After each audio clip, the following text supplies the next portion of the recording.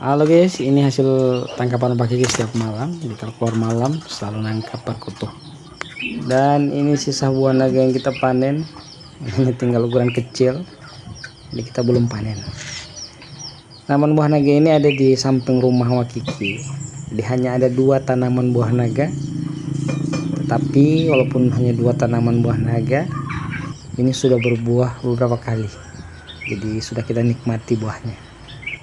Seperti ini suasana pagi di rumah Mak Kiki, sangat sejuk. Di gunung pun masih ada kabut-kabutnya.